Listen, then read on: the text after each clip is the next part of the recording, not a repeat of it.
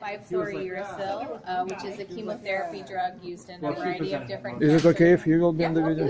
Yeah. Okay. It's used in a variety of different cancer treatments, leukemias, ovarian cancer, breast cancer, intestinal cancers, and colorectal cancers. Lymphoma? What's that? Lymphoma? I'm not sure of lymphomas. Definitely for leukemias. And we got our information from cancer.org. They didn't mention lymphomas. But it's used in a variety of applications, and studies have shown that bifidobacteria and lactobacillus, which are kind of like good gut bacteria flora, are decreased in patients taking this drug.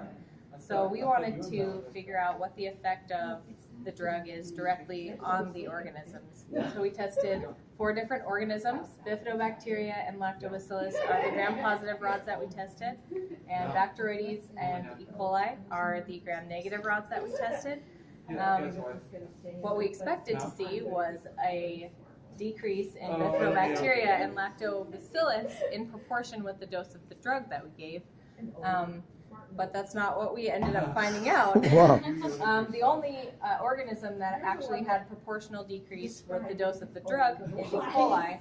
This red line here is our growth control, and the yellow line is our low dose, which is 75 micrograms per mil, and the blue line is our high dose, which is 540 micrograms. How did you apply it? So we grew it in 96 microwell plates, like you can see here, and the strict anaerobes were incubated in an anaerobic gas chamber. So we would use a gas pack to create an anaerobic environment to get rid of the oxygen in the environment, so they could grow. And actually, future research, we would like to incubate E. coli anaerobically, because since it is a facultative anaerobe, it can grow with or without oxygen.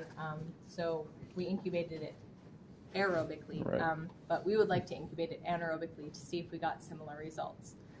Basically, what we concluded is that the decrease in bifidobacteria and lactobacillus in the gut that's been shown by studies is likely not due to the direct effect of the drug on the organisms, but other factors like maybe intestinal inflammation, or certain cell signaling pathways that are affected by the RNA or DNA damage that's caused by 5-fluorouracil. Well, I'm listening to what you're saying and trying to think how would I, try to relate to my students, but I teach physics labs. Okay. But the point will be many of them they're biology students. Okay. So I think they will understand much more and they will explain to me.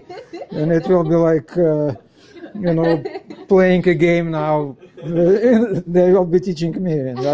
And you guys, now I'm talking to you people. You need to explain to me what it's all about.